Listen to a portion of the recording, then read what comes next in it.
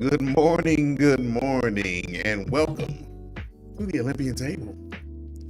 I'm so glad that you guys joined us. Now, this morning, I am without my resident Olympian. He's off a little bit, but we're going to make sure that the show goes on. We're here to talk about everything under the sun that just kind of, pique your interest. The Olympian Table brings to you the information that maybe you get a different aspect from it. So we just want to share our thoughts on it. And lucky enough today to have a special guest in-house. This is Mr. Jonathan Marshall, the Mortgage Marshal. Welcoming him to the Olympian Table. We thank you for being here this morning, sir. How are you doing? I'm doing well. Thank you all for having me. Oh, yeah, man. We appreciate you coming and being the stand-in for Steve as he's off, and we hope that this will be a benefit to us all as we bring your voice to the table. So tell the people a little bit about yourself, man. I know you're out here in these mortgage streets like the rest of us, but give us a little background on you, man. What's going on? Tell the people about the Mortgage Marshal. The Mortgage Marshal, absolutely. First, again, thank you for letting me be on the show. I'm honored to be here. But yes, Jonathan Marshall, better known as the Mortgage Marshal. The Mortgage Marshal. On social media and Facebook and Instagram, the Mortgage Marshal.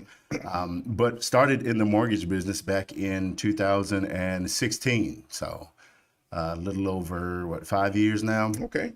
Started with James and his team. We were back at a different company during that time.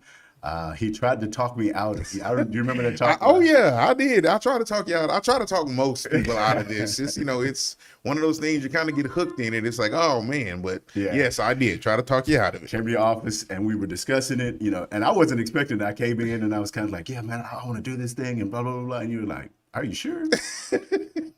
And I guess I was expecting you more so to be like, yeah, man, that's a good thing. Definitely join the team. And then all of a sudden, I kind of felt mixed emotions. Like, do I really want to do this? Like, I don't even know if I want to be. I don't even know if I want to get into business anymore. Oh, man. I understood why you did it, and you explained later the reasons for doing it. But Absolutely. I do appreciate that. That meant a great deal to me. But ever since then, have been helping lovely families and couples and individuals get into their first or second home, investment property, whatever the case is. Something I actually love to do. I love helping people, especially with the home buying process. You're able to educate them and walk them through the process. But at the same time, I mean, you're able to earn a living while also helping people simultaneously. And there's not many jobs out there where you actually get to do that. You're usually just kind of doing the same thing over and over again, not really making a difference. But when it comes to purchasing homes and helping people understand the process and educating them, for me, that's fulfilling. So I enjoy what I do. Oh, cool. Good deal, man. Well, I mean, just so everyone knows, I mean, Jonathan and I, we're friends outside of the mortgage business, which is why I felt like I had to talk him out of this business. It's like, hey, man, we can't let a friendship get dissolved because you got into this business and it's not what you thought it was going to be. So I'm going to be real with you and tell you, hey, it's rough. Yeah. But it is, to your point, very rewarding. I don't see myself doing anything else, quite frankly. Helping the people, educating. As frustrating as it can be, it is very, very rewarding when you're able to sit with them and see them smile and take the pictures because they are now homeowners. So, exactly. Yeah, man, we are excited to have you here at the table, and we want to get your thoughts on some of these topics that we dive into, because they're all over the place, even though it's mortgage and real estate background. We rarely talk about those things because you can find all that kind of stuff anywhere on the internet, but we want to just kind of give our opinions on kind of what's going on in life. So with us being here in Houston, we're going to just dive in and start off with this most recent tragedy that happened here, this Astroworld festival that the Houston resident, or the hometown guy, Travis Scott, actually put on. And now this Astroworld festival is much larger than I first gave credit. Okay. Mm-hmm. You hear about Astroworld, and when you think about Astroworld, that's what it used to be over there off of 610, the amusement park where you go over there and ride the Ferris wheel and roller coasters and all that kind of thing. Excuse me. But he's taken this to a whole new level by using that Astroworld name, of course, and then bringing it to Houston and having these musical festivals where he brings in artists of many sorts, and they have just kind of a gathering. I would guess if I had to liken it to, be kind of like the Lollapalooza kind of festival kind of things, and those other kind of music conferences that that other one that Beyonce was in, Coachella, and those kinds of things, right? So that they get into. How long has this Astroworld festival been going on? Man, it's not new. It's been taking place. As far as I know, it's been taking place for a few years. Okay. But it's always big, but of course, once the word gets out about something, it gets bigger and bigger and bigger. Now, what I've heard from the insights of some of the young ones, that he pushes or has pushed people just kind of rushing the entries. Just to get in, encouraging them to come in masses to get to these events. Okay. So there have been a lot of people coming to these events to get in there, whether they got a ticket or not, and he's encouraging them to kind of sneak in. One of his tweets here, Travis Scott encouraged fans to sneak into the festival long ago, blah, blah, blah, and then deleted the tweet. Now, this is from May 21st. Now, we still sneaking the wild ones in. So, of course, you got security at the front that's supposed to be vetting, the folks that come in, whether it's patting them down or whatever. But what 10, 15 maybe you may have? Yeah. And if you have 5,000, 6,000 people trying to get into these events, you're not going to look, the folks are getting trampled. And that's just trying to get into the festival. So him saying that presents a certain level of exposure for him, because he almost encouraged, it's almost like he's encouraging this kind of behavior. Absolutely. And I get he wants people to come in, but you think about being, you're a Travis Scott fan and you're there, you get there early and you're trying to be the first one in. As you can see, the people in the front, they can barely stand up because they're getting trampled as the other ones push up against them to get in, because folks are just trying to get into this festival. Wow. Quite frankly, I think this was the start of what ultimately ended up being a tragedy that night, where 8 people lost their lives. There's been different stories of there being, compression from the crowds pushing up against them. There's also been stories of people saying that folks were getting injected with different substances. Don't know if that's been confirmed or not, but there's been a lot of discussion about it. And of course, he's since offered to pay for the funeral expenses for those that passed, which I get it. But I think where he might have gone wrong is supposedly while the concert was going on, some of these people were getting these, were passing out, going down, and they didn't stop the process of the concert. They continued to go on and perform. And I think that can be, man, for one, it says kind of what you think about what kind of respect you may have for human life. And then secondly, is it just about getting the bag? I mean, you got the concert, you're going to go, you stop it, and these people are out in your audience. I don't know, man. It's true. I couldn't imagine have lost a loved one there and then find out what took place. To me, it's amazing because, we always say hindsight is 20/20, right? And, these horrible situation happened, right? People lost their lives, others were injured. And from what we read, it seems as though he was encouraging people to just go ahead and come out and get there, be there. And there's a certain level of excitement that goes to being a part of a festival or a concert. Right. But then at the same time, at some point we have to start learning to be more proactive than reactive. So him paying for the funeral expenses and those kind of things, or paying for the medical care of the ones that were injured, it's good, it's warranted. But at the same time, it's like, at what point do we stop looking at a situation after 8 individuals have lost their lives? You know what I mean? How do we change that moving forward? How do we say, okay, Travis, listen, keep having your festival, keep having fun, people keep going out and enjoy it, but how do we put a handle on this? You know what I mean? Because 8 people literally went to a festival, to a concert, and that's just what we know of. I mean, like you said, other people have been injected, injured. And there's another young lady, I think that said it was at Texas A&M. She was, they declared her brain dead. I think that was just this morning. Wow. 22 years old. She's been in the hospital since Friday. But just here recently, they just said, there's no more brain activity. So that'll be a 9th person that, of course, will be declared dead from this festival. It's just unfortunate, man, that it happened. And of course, we know Travis Scott did not start these concerts for people to die at them. No. By no means do I think that, but I think he was a bit reckless when it came to the crowd control and being able to keep people accountable as far as how they're going to handle if something like this were to happen in the crowd, if you stop it and that kind of deal. It looks like here he tried to stop the show, I guess, to help a person who was, I guess, needed medical attention. Yeah, I think that I want to say that it eventually they did stop because it was multiples. Yeah. But there was some lady who was happened to be an ER nurse. She was being interviewed and she was saying that they didn't stop when some of this stuff was happening. But nevertheless, we're going to get all kinds of stories, and I guess the details will come out once all the lawsuits are to get, because there's definitely going to be some lawsuits. Exactly. And people are they see money. I mean, they see an accident just like, in the regular world, you see a truck and you get hit, and then, first thing you think of is call the attorney that's going to get you the most money. So they see a celebrity and they see accidents and things happening, and they think, oh, I'm going to get paid. I'm going to make money. Even if, and that's another thing too, because there may be people who were never legitimately hurt, but they see an opportunity and they're going to try and take advantage of it. Yeah. So I know he's trying to make good on it with, paying for the funeral expenses. I think he's offered to refund all the tickets, people's money that went to the concerts.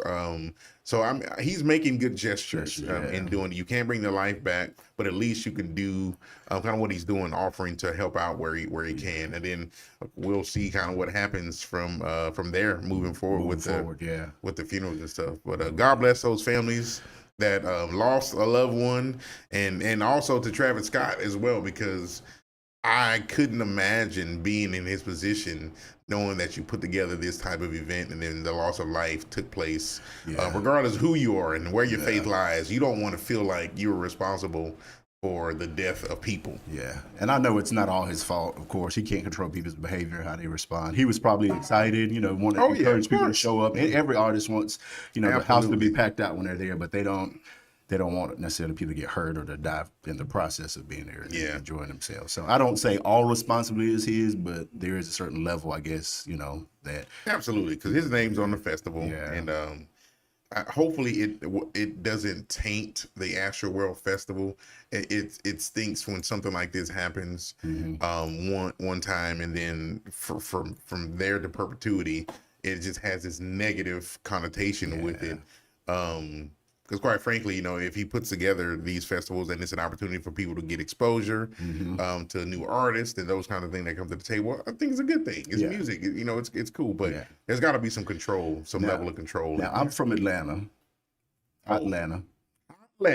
So, congrats to the Braves, by the way. Congrats to the Braves. Yes, thank you very much, Braves. We needed that. It's been too long since we won. So, but the reason I bring that up is because in Atlanta we used to have this. It wasn't necessarily a concert, but it was a time of the year, something called Freaknik, with people. Freaknik, I knew you was bringing up the Freaknik. All kind of and all manner. Yes, sir. Of stuff happened, and it got to the point where it was kind of like when Freaknik is going on, you just don't go to that side of town. Right. Don't get him because you knew something was going to happen. Somebody's going to get hurt.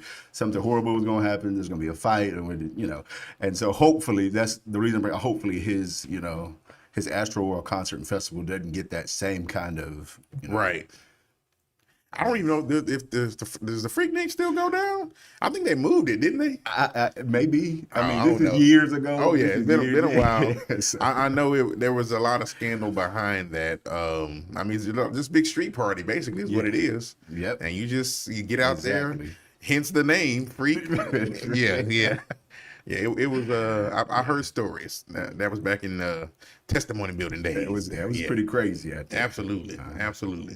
Well, again, all prayers to those guys, and hopefully, there'll be some resolution for these families that they can have some comfort with as they move on through this. So. Respect to Travis Scott for accepting responsibility and helping those families and injured individuals. Oh yeah, for sure. Moving on. So speaking of, as we talk about more tragedy and loss of life, so a young man by the name of Henry Ruggs. The third, by the way. He's a third Ruggs. The third Ruggs. Henry Ruggs was a outstanding football player who attended the University of Alabama. During college. That's your neck of the woods, isn't it? Oh yeah. Yes, sir. Roll Tide, baby, Roll Tide. So anyway, out there, and of course got drafted to play in the NFL, and with the Raiders in Las Vegas. Well, Mr. Ruggs made a decision that it'll change his life for the rest of his life. Yeah. Him being 22 years old, he decided to drive his 2000. I think. Let me make sure. I don't want to lie. 21. Is it 20? I think it's a 20. 2020 Chevy Corvette. Now, those are nice. They are beautiful. They are I don't know who the design team was. They got it right, huh? But they got it right this time. With that new Corvette is super nice. Yeah. But nevertheless, he drove down I don't know if it was down a residential neighborhood. I've heard different stories, but nevertheless, he drove at the time of the accident 156 miles an hour and ran into the back of this young lady by the name of Tina Tintor, 23 years old. She was in the car with her dog, as I understand. Now, I've heard kind of conflicting stories. She was in the Toyota RAV4 from what they said. But what I last read a couple of days ago was that when the impact of the vehicle hit, she was still alive. And bystanders were trying to get her out. Then the car caught flames. Okay. So if that is in fact the case, man, and she ended up burning to death inside that vehicle. Oh my goodness, That's man. difficult. That's horrible. That is totally horrible. Totally horrible. Now, much like Travis Scott in his situation where, he did encourage some of that behavior, but he wasn't responsible for that. Henry Ruggs was over the legal limit when he was driving as far as alcohol. So it's a DUI. DUI. He was twice the legal limit. And that was, I think they tested him 2 hours after the accident, which of course it seems like all of the time these wrecks happen, it's always the drug people don't die. It's the other folks that end up dying in it. I don't know how the world works with that, but it's like exactly you're gonna have to live with the fact that you killed these people because you made this decision to drive drunk. 156 miles per hour. Yeah. I don't know. I don't have all the answers, but I mean, like, how did they get that speed? I guess was it just based upon the impact? Wait a minute, you didn't have to do that experiment in school and in physics. Not with 156 miles an hour. Man, we had to do the whole speed test in high school to look at the skid marks to determine how fast the car was going. Oh yeah, that's a whole mathematical equation. So they were to figure that out. I'm surprised. Okay, now this may sound bad, but I'm surprised driving a Chevy Corvette, because you know how small and low they are. Oh yeah. At 156. Wow, he didn't die. Well, how is he still alive? Yeah. Like, I mean, that's the amazing part, I guess, to me is, I mean, and he's drunk and under the influence, twice the legal level. I mean. Now, this young lady was actually, they said she was a Serbian immigrant, just about to get her U.S. citizenship. Yeah. And was out, going to be walking her dog. I mean, with her dog, shall I say. It was late. They said it was about 3:30 in the morning when this actually happened. But here's the thing, and many folks may not know this. The NFL has a nationwide, let's just call it Uber service. So if you're somewhere, there's a number you can call where they will send somebody to pick you up. And he didn't use that. He chose the liquid courage, made him think that he could make it home going 156 miles. Where all I can imagine is that he was out of it and maybe his foot hit the gas, or I don't know I couldn't imagine. So I've been on the bullet train coming from Paris going to Barcelona. Yeah. And you can't see anything passing you out in the distance. You can kind of see things. Yeah. But if something's like right next to you, you literally can't see what it is. No. I mean, it's a blur. It's just that fast. Wow. You can't see anything. So I couldn't imagine being able to drive, which I know these guys do, Grand Prix and, Formula One, that kind of stuff. But being able to be functional enough to control it and being 2 times the legal limit where your response is already going to be slow because of the alcohol. Yeah. Driving at that speed, anybody who's ever driven, hit 100 miles an hour, you understand that the handling on the vehicle changes. You know what I mean? When you hit 100, so at 156, and I'm pretty sure there's nowhere in Las Vegas that has a speed limit that high or anyone else anywhere on here, unless you're on the Autobahn in Europe. Exactly. I don't see it happening. Yeah. I just don't see it happening. Now, many would say, Scruggs, it's a wrap for you, bro. They're gonna throw the key, put you under the jail, that kind of deal. And some may be right? Yeah. But there's a gentleman by the name of Dante Stallworth. Okay. Dante Stallworth was also a football player in the NFL. Played for the Patriots, and I think he played for Washington for a little bit. Dante Stallworth had a DUI as well, where he killed someone. He was charged with, I think it's Dante with an O. There you go. He ended up killing someone and was charged with manslaughter. And he pleaded guilty to, the DUI and manslaughter. And he ended up returning to the NFL and playing finishing his career, did well, turned his life around, and really kind of, I guess, for lack of better words, became that poster child of a comeback, of making a dumb decision like that. So Star Wars, that was what, maybe 10 years ago? Oh, that was in the early 2000s, if I remember. But he was a first-round draft pick. I mean, 4'2", 40. Dude was, I think he went to school in Tennessee.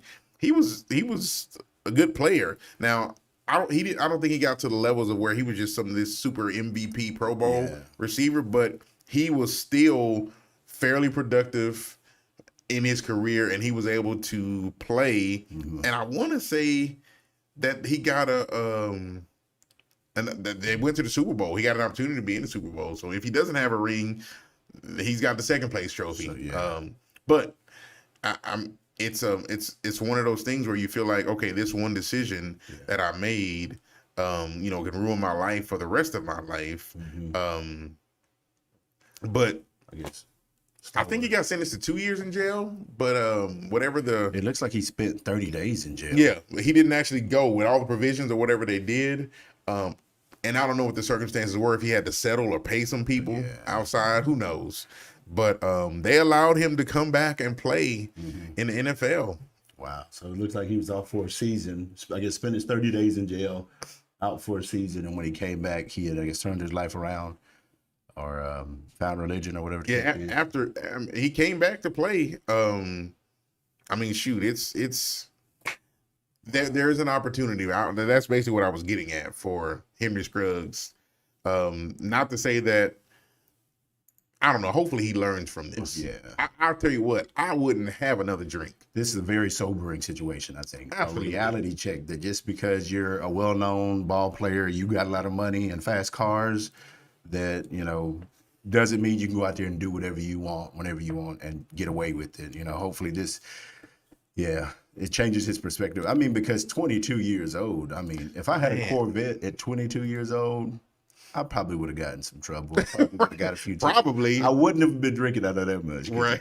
That's not my kind of thing. Yeah, but oh yeah, man, it's a fast car. They're meant to be driven fast, and nobody cruises in a Corvette. No. You seen those things? You don't got a Corvette just to go, down the street just so people. No. You got to rev it up, and then imagine people pulling up next to you and wanting to race you or see if you can go as fast as they go. So, but yeah, I think this is the let's see. Dante, he wrote and he owned it. He wrote a letter to CNN. I know that I will never fully understand the pain and anguish my actions caused the Reyes family. It has taken me years to come to terms with the fact that nothing I ever do will make up for it. But I believe that I have a responsibility to do what I can to stop other people from driving impaired and to prevent other families from experiencing the same loss. Yeah. So the fact that, you own it, and not only owning it, but you're an advocate for keeping other people from getting in that situation. I think that speaks volumes to it. So hopefully he reaches out to Henry Scruggs, because I'm sure he needs some support at this point. Is it Ruggs? What's his last name again? Ruggs. I'm sorry, Henry Ruggs. Yeah. Henry Ruggs the third. And of course, we don't know what's going to come of it, man. But I do know he is not. I don't know if they released him yet, but I'd be surprised if they haven't. Yeah. Oh man, I forgot to insult to injury. He had a gun in the car. He did have a gun in the car. I forgot to mention that. And I don't know what the laws are in Nevada on it, but whether you're supposed to have one. But I know if you're drinking and you're over the limit and you have a car, that combination is some type of something or another. So, I don't know, man. It's just bad decisions. It is. It really is. It's so much wrong with this scenario.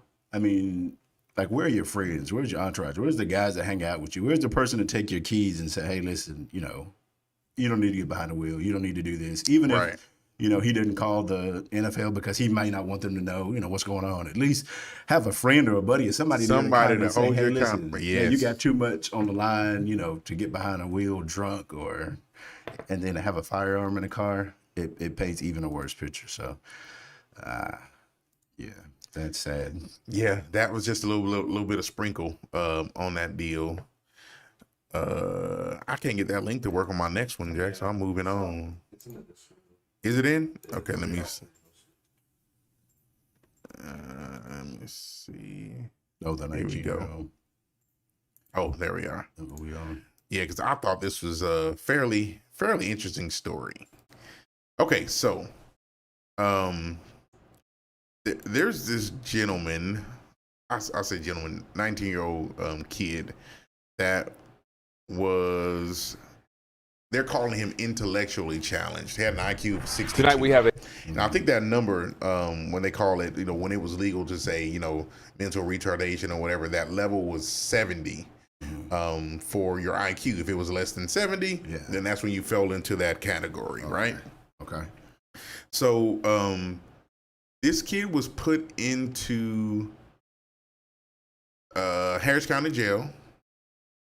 He was put into the Harris County Jail and was charged with, I'm trying to see what the actual charge was.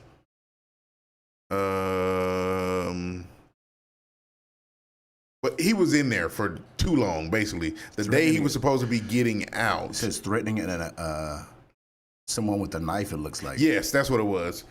Somebody that he knew, some acquaintance or whatever. He was charged with aggravated assault. Okay. Even though what they said is that he never got within like 10 feet of the guy, right? Never got real close to him, but nevertheless, he got charged and they put him in jail. So the charges that were pressed, HPD took him into custody, even though the guy that quote unquote was assaulted. He just said, "No, I'm not pressing charges. It's okay. I'm good with it. No big deal." So this kid, went to jail. They said his bond like $20,000, which is only $2,000, right? Yeah. I say only, but it might be. It's a lot of money for some folks. So it was $2,000 for him to get in. And by this time, the kid had been in there for 18 days. Wow. 18 days. Couldn't get the bond. Nobody stepped up for the bond to get him. So the insides of these jails have already been an issue, and people have talked about them, and it's been ridiculous on how the circumstances are. Not that a jail has to be nice, but the conditions are supposedly deplorable. Well, nevertheless, beyond this 18th day, this young man was killed, beaten to death inside this jail. Wow. And they're investigating kind of to see what actually happened. One thing they're saying is there's too many people in there. It's seriously overcrowded. And they're arresting people. To give you a prime example, this guy said he wasn't pressing charges. Yeah. So I get it that you want to do it for the public safety, that if this guy is really truly a threat to someone, but in this case where he never got within 10 feet of the guy, and then he says, you know what, don't worry about it. I know he's a little bit off. Yeah. Don't sweat it. Yeah. But then they still took him in and put him in jail, set his bond at $20,000, and he's in there several weeks and lost his life. It's unfortunate that something like that happens. To be so young, he's, what is it? You said 19 years old, and to be put into jail, especially with a lower IQ, you put him in if he has, special needs, and you put him in a very uncomfortable situation, first of all, with a large group of strangers who are already aggressive. Yep. And he's coming from an aggressive situation. Who knows what actually transpired right there, why he, felt the need to say that he would use a knife, at this person. But for the police to pick him up and take him in and not at least reach out to some type of, guardian and say, hey, listen, we noticed that, he's not altogether there. Did you all want to come pick him up? Well, it's interesting you say that because the mom was trying to wait for a competency hearing so that she could get guardianship over him. But again, it took forever. I mean, how long does it take to find out, get a test run and let this guy to get out so she can kind of take him into her home? But I don't know, man. It's unfortunate that happened. Yeah, they're saying, looks like Ed Gonzalez is saying that it was, he's grieved over the fact that the kid was murdered. And then he goes on to say that, the jail remains seriously overcrowded. Duh. I don't know. And to me, it's like, okay, yeah, it's overcrowded, but it's overcrowded because of situations like this. That's not an excuse or a reason to say, even if it is overcrowded, people shouldn't be dying in jail, especially young, autistic kids going to jail should definitely not be killed in jail. Absolutely. It being overcrowded doesn't mean that that's okay. Right. That's the reason why, well, he died because it's overcrowded. I think it's more to, and again, victimless crimes for me, like for instance, drugs.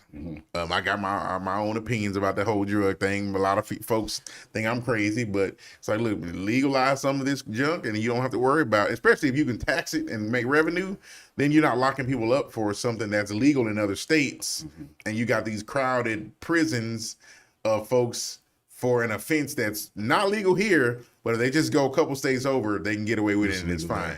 So it's just kind of one of those things where it's overcrowded because you got a lot of people in there for stuff that you guys are allowing to pass over. And in this case, guy didn't want to press charges, but you decide that you want to go ahead and take him in anyways, get him processed. And not only was he there, couldn't get the money to pay the bail and lost his life. That's a horrible situation. And I think it speaks to the fact that we have to do a better job, and not to try necessarily blame the police or put them in a bad light, but we just got to do a better job when it comes to, these type of situations. I feel like, and I know they receive a certain level of training, and, you approach a situation with caution, and you got to, you're there to protect, of course, but you're also there to serve your neighborhood and your community. And you should be able to look at these types of situations, especially with this kind of kid. I mean, I feel like that's something you'll be able to identify within the first 1 or 2 minutes to talking to somebody. Talking to him, You're exactly. like, hey, okay, this isn't a normal kid. Maybe he felt threatened. Maybe he's in an unfamiliar space. You consider all these other things, but my first mind wouldn't be to, hey, let me go lock him up and put him in jail. Right. At some point, we got to start saying, hey, listen. And I say I said because, police officers are people too. They're humans. They make mistakes. They're not going to, be perfect or anything. And that's not excusing any behavior that they do that's unacceptable. Right. But at the same time, you got to use a certain level of, I guess, common sense, but that's not as common as it used to be. Exactly. Yeah.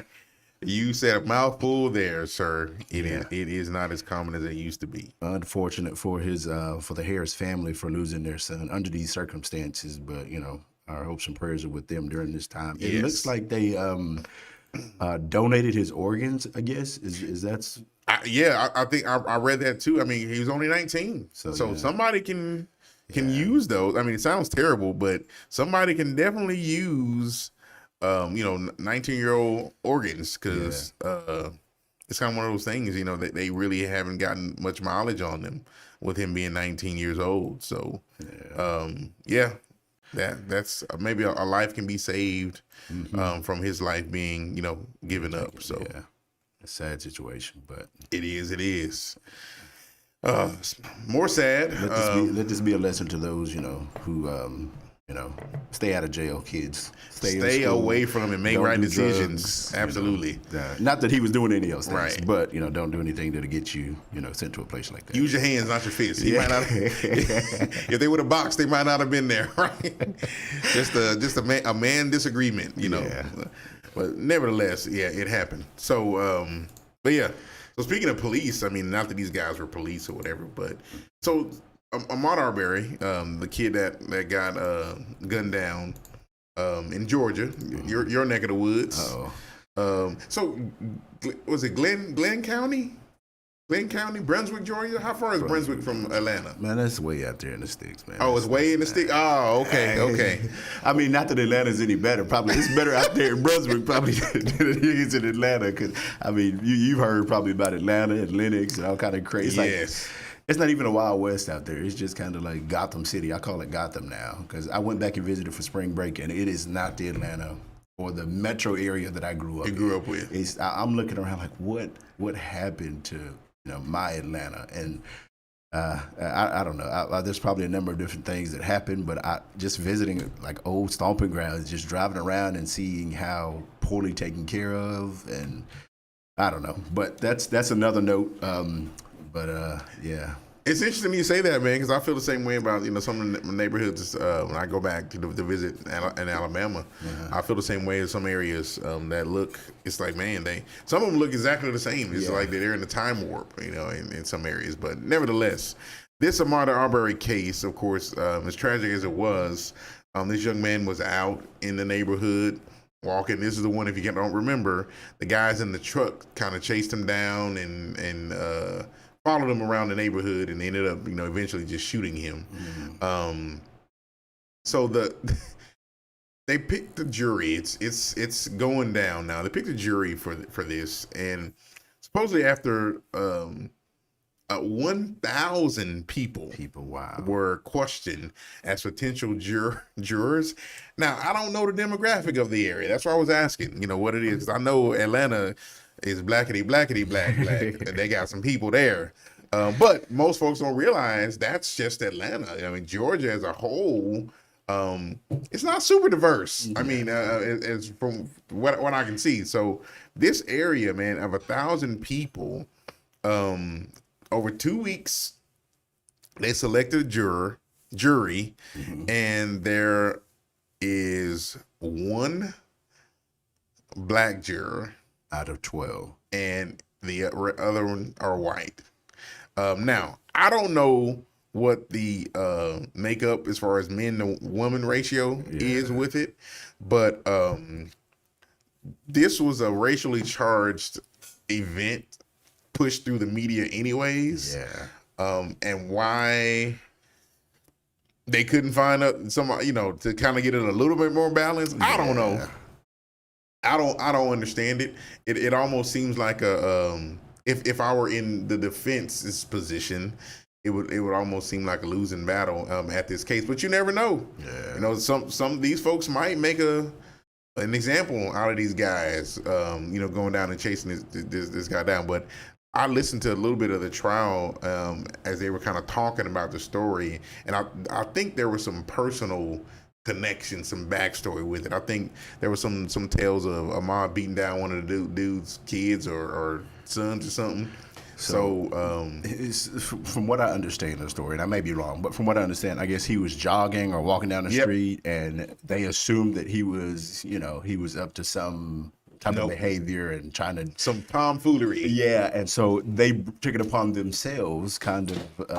Yes, that kind of reminds me of the Zimmerman case, but took it upon themselves to enforce the law. It says they shot him with a shotgun. Oh yeah, and you have 3 people there. It just seems a bit excessive, right? It seems to me they could have just put their hands on them if they really wanted. Yeah, exactly. Yeah. Like you chase him down, they didn't shoot him. Somebody is literally running from you, not trying to be an aggressor, not running at you, not pulling a gun on you, not trying to hurt you. You're following them. You're aggravating them, whether they're in the wrong or the right. That's not our decision to chase somebody down if they've done nothing to me. It's not my responsibility or my family, my responsibility to see some person and say, hey, listen, I think you're up to no good. I think you did something wrong. I think I'm gonna shoot you. Because of what I think, right? You become the judge, the jury, and the executioner in that moment, right? And, because it is so racial, so much racial tension surrounding this case.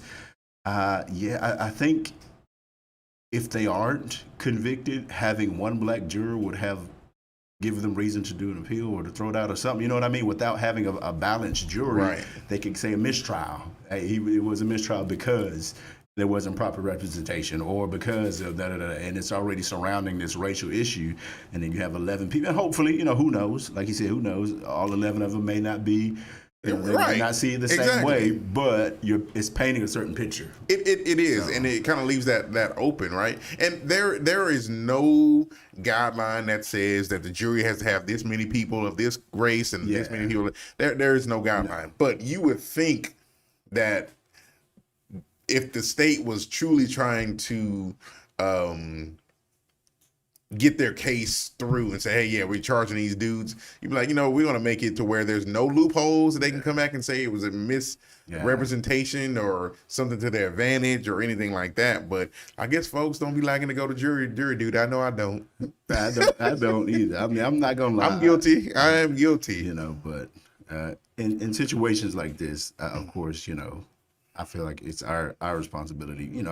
I've had jury duty before, drunk driving and that kind of stuff. And nobody wants to miss work. You was drunk driving to jury duty? Well, no, I was a gangster. Let me clarify. I was not drinking and driving on my way to jury duty. I was there for someone else. Okay, the case. Okay, gotcha. Clarify that. I don't want, we out here on YouTube land or wherever it is. And, no, I'm not. That wasn't me. But, that's pretty sad. I mean, but I guess they're trying to shed light on the case again, kind of bring the fact that these men are being brought to justice, and the trial is going on, and I guess in a way kind of highlighting the fact that, hey, this might be something to consider if there's 11 people and one black person. If these guys do get off, this may be the reason why, right, kind of thing, because it's usually after the fact, right? Like, hey, they got off. Shot this kid and got off, and everybody's like, well, what happened? And so for this to bring this up, especially in that part of town, if there isn't a lot of black people that live in that area, then that's terrible and very unfortunate, especially for that young man and his family. But it is unfortunate. So, but out of 1,000 people, though. Yeah, one. Yeah, I don't know. It seems a little. That does seem a little. That seems a little low, man. That's just. And who knows? If it was just two, I might be saying the same thing. But one. Oh man, I don't know, because it'll be interesting to see what happens. I have been paying attention to that trial specifically, because you just kind of want to know, what happens. I know. In the Derek Chauvin case, he ended up getting sentenced, guilty and sentenced to prison. So, it could happen again. That was Minneapolis, and this is Glenn County, Georgia, Brunswick. Right. Never underestimate the one juror, though. One juror. All it takes is one, brother. It just takes one to turn the whole thing around. Absolutely. So we'll see what happens with that whole deal. I guess while we're in that whole jury case, we can jump down to this other gentleman, Mr. Rittenhouse. Oh yeah. So that's going on right now. Two high-profile cases, right? Kyle Rittenhouse, who happened to be on trial for shooting and killing. Was it 3 people? 2 people? I don't know how many people the boy killed. One was injured. One survived. And but yeah, he ended up shooting these people. Well, he wasn't at home. This wasn't like he was in his front yard. Yes. Give us some background. Tell us about Kyle. From what I understand, and again, I may be wrong, but more than likely I'm not. Now, he was not in his hometown. He wasn't, at his residence or at his parents' residence or a family member that was nearby where he lived. He had actually crossed into another state, I believe, and he was there because people were rioting and protesting, not condoning that, not saying that was right, but at the same time, we're not condoning the fact of you going somewhere else to another state, being armed with the intention, if need be, to, what you call defend yourself, right, or enforce, again, what you feel like, should be enforced. So he's there, and some people, of course, are protesting and rioting, or whatever the case is, and he feels the need to, he takes a long barrel rifle, right?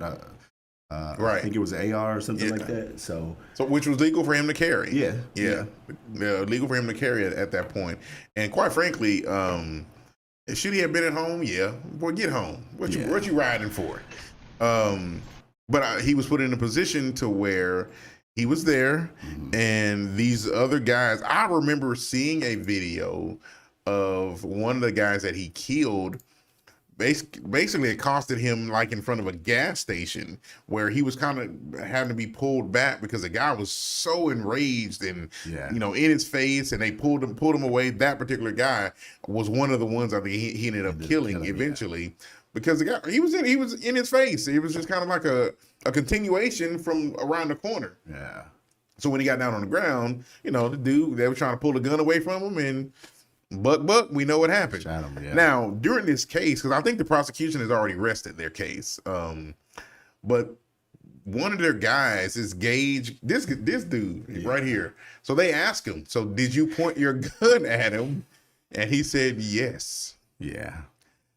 So I don't know about you, but that probably shot a hole clean through any argument. Not saying this is the thing you're supposed to do, but this is the witness you want to bury. Right. This is the person you don't want them to Yeah, find. you put him in a car and push him off a cliff. It's like this guy's not gonna be here. Yeah. Yeah, because but he was there, and he said he was out, and he said he thought that the guy was an active shooter, is what he said. Excuse me. So he pursued him, unholstered his own gun, which he had a concealed license for, and pointed it at him. Yeah. So I don't know, man. You might say, I wasn't trying to kill him. Well, how was I supposed to know that? If you point a gun at someone and they have a gun, Because proper gun etiquette rules are, don't point a gun at something unless you're going to shoot it. exactly. Period. Exactly. And if I have a gun and you're pointing a gun at me and both our guns are drawn, that's intention to me. That's you're planning on shooting me. That's not me saying, Right. like, oh, hey, let's have a friendly discussion here. No. And that's what the pictures, I don't know if they have it, but they show the guy when they zoom in and circle the fact, I believe at first he's kind of trying to act like he was the victim, like he was shot by the kid, and the kid did this to him. And so when they go back and look at the pictures and they see like, hey, what's it in your hand? Yeah, well, that's a handgun. Who is it pointed at? Exactly. Well, yeah, that is pointed at him. So it's kind of like you're not a victim. You were kind of. If anybody's guilty, I guess both of you are guilty. When it comes to these two particular individuals, So he did get shot. Yeah. And we go for him pulling out his gun. I think he got shot in the arm or something.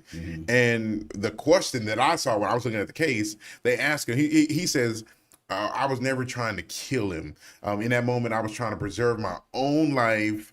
But while doing so, taking the life of another is not something that I'm capable of doing or comfortable even doing." And then he went on when they asked him that he admitted, they're pointing his gun. They said, when you were standing 3 to 5 feet from him with your arms in the air, he never fired, right? And he says, correct.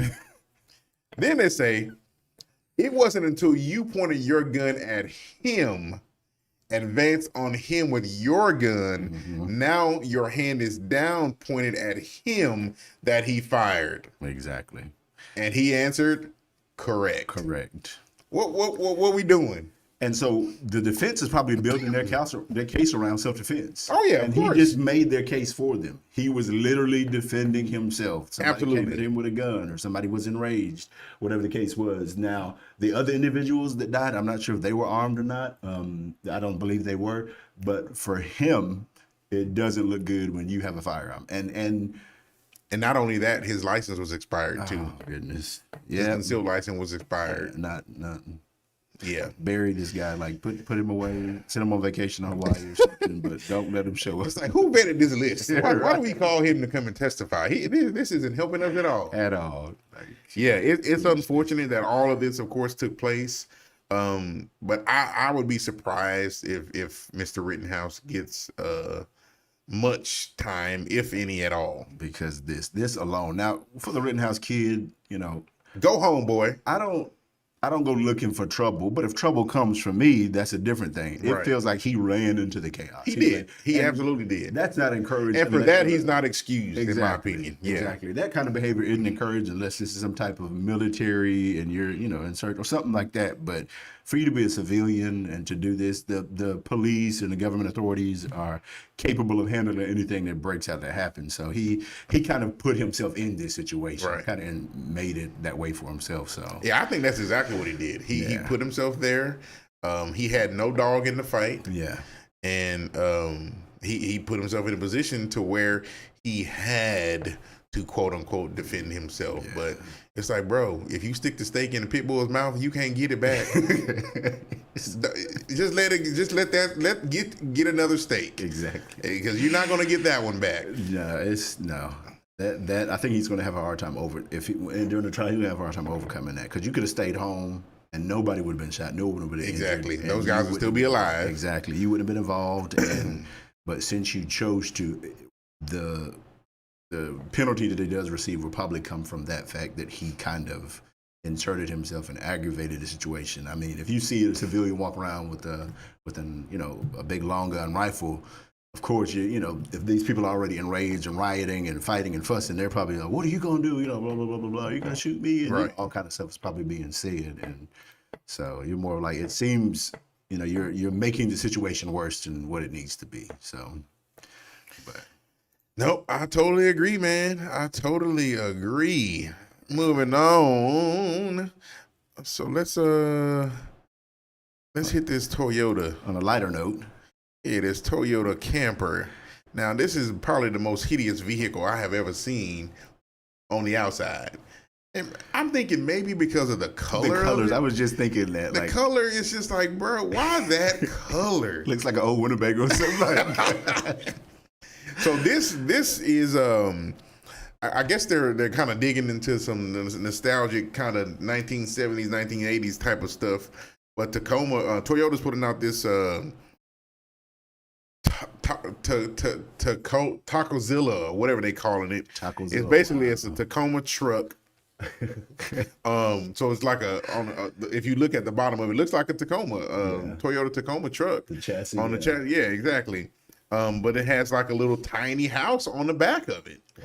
And it's basically kind of one of those things where it's capable of going, as they're touting as being capable to go anywhere on the planet, and they can truly make this thing to where it's a budget type camper to where you can kind of live off the grid and, move around wherever you need to move around to. Wow. Now, that sounds great. It's a Toyota Sun Raider. I think that's what it's called. The camper truck. Okay. Sounds great. I mean, I think there were some pictures that show the inside of it, man. It looks like a nice little, I don't know, a micro RV. Yeah, with a little small table and a little bed area. Let's see if it gives us a run of the inside of this thing a little bit. Oh, he's talking about it, but these old clickbait videos, that's more the design. We don't even see the inside of it. I think there were some pictures at the bottom of that article. There were some inside this pictures. Honestly, there we go. So you got the little sleeping area up at the top. And a table, I'm guessing maybe there's a bathroom in there. Who knows? You have access, it looks like, to the main area. Yeah, the main cabin area, if you need to get in there. But my thing is, you got to really truly be committed to doing this kind of thing if you want to do it. Yeah. Not only because it's a heavy investment. This thing is 300. Let me make sure I read that right. $325,000. Yeah. Bruh. Come on, man. You could go buy a house and a car for that. You could buy a four-wheel vehicle and a house. But, I think for the price tag, I think that's ridiculous, man. Now, if you presented me with something like that, and I was young and not married, didn't have kids, and I was, trying to save my money, and it was budget friendly, and it wasn't $325,000, I dig it. I like trucks. I like traveling. The fact that I wouldn't have to get a hotel, I could drive around. I have somewhere to stay. Sure. Gas would be, but not for $325,000. I was about to say for $325,000, you can buy a hotel room, man. Come on. Now this is one of those Brian Laundrie specials. You can actually get in there and get you this thing. You stay on the road and stay hidden. He's driving through Central America right now. In one of these things, man. Come on. Investor to buy this car. Like, and what you had to consider is an automobile too. So it's going to depreciate, right? It will. Absolutely. For 3.25, man, come on. Nah.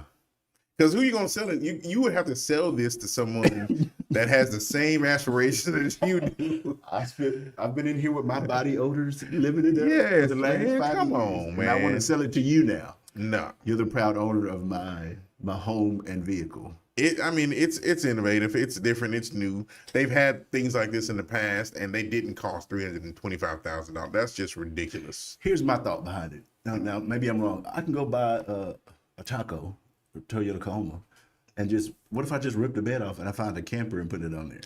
Exactly. That would be less. Yeah. I would imagine that would be less. Now you got to rip the hood, the top of the Tacoma off also, because you can see down in there. Okay. But still, it'd probably be less than $325,000. Even if I go buy a new, little, because they have these things you can put on the back of trucks, right? So if I go buy a new one of those and a new truck, I'm pretty sure it's going to come out less than, even if I had the fab work done, I'm pretty sure it'll come out less than $100. So that begs the question, what commands this price tag? I have no idea. $325. I don't get it. I don't understand it. Maybe it comes with a lifetime supply of fuel and all the necessity. I don't know. Lifetime. I literally don't get. It doesn't even. I was trying to see in the article. Is it even electric? I mean, there's a bathroom in there. That's pretty cool. But man, what does this thing do? Yeah, what makes it so special that it makes somebody want to say, "Hey, I'll spend $320." I think considering to that sector now, if it was a sports car and it was $325,000, okay, yeah, people pay that much for sports cars. Right. But for an RV truck, though, I don't know. Maybe I don't know enough about that, but are the enthusiasts really interested in paying that kind of money? Because $300,000, you can get one of those big long things that look like a house, and that it drives and all of that other stuff, versus buying a small vehicle like this. But if you're looking to do off-roading and different things like that, I don't know. Right. Maybe it's for some research and development companies that'll pay for it or something like that. But yeah, that's not. Yeah, man. At that price point, it would not be my cup of tea. Not at all.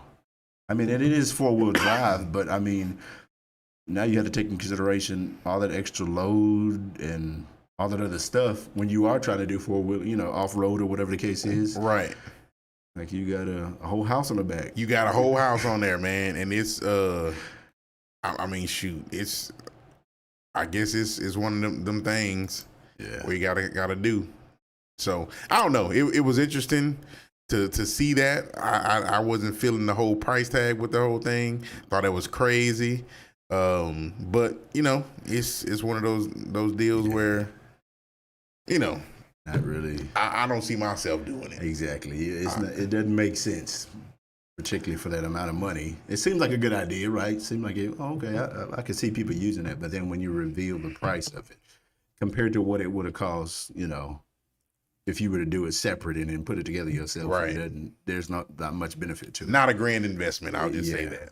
Not a grand investment, especially a depreciating vehicle. Yes, exactly. So speaking of big bodies, let's, sorry, man. Okay, so this next article, this is something that I saw that I thought was pretty funny, actually. And when I first looked at it, I thought, "There's no way that it's just it's not happening this way." But these young ladies, all beautiful in their own respect. They dressed as Hooters girls, and it was a Halloween costume. Now, so are they actual Hooters? They are not. Okay. They are not. You seem you seem relieved. I don't go to Hooters, but so it seems kind of goes against the purpose of people going there. But so let's just be honest, right? Hooters falls in this category as restaurants. Yes. You got several of them, right? You got you got Hooters, you got Twin Peaks, you've got Bone Daddies, you've got, what's that other one with the airplanes? bombshells. Yeah. So you got those are what restaurants, right? Where they have the women are dressed a specific way. Because let's be honest, people ain't going to Hooters for the food. No. They going for the ambiance. It's got the TVs for the sports. Yeah. You get to some wings or some shrimp or whatever. Yeah. And you got the cute ladies in their little tight orange shorts and the t-shirts and that kind of deal, That's right? the main reason. Yeah. That's why people go to those places. But they went and they got dressed and they went into this Hooters restaurant and took some pictures or whatever. I think it was all in good fun. Well, after they did that and the pictures started getting posted, just like always, you got people out in the internet streets saying, "Oh, they need to let plus size women be Hooter girls. They need to let them come in and blah blah blah." No, they need to open another restaurant where if that's what they want to do, then that's what they can do. Yes. You're not going to change the concept of my restaurant come on, man. The funny thing is the people who are saying they need to let these girls be Hooters are probably the ones who do not go to Hooters. Because the one who go to Hooters don't want to see them in there. Thank you. It's probably the people that, I get it. I get what they're trying to do. They're trying to create this, positive body image for women. I completely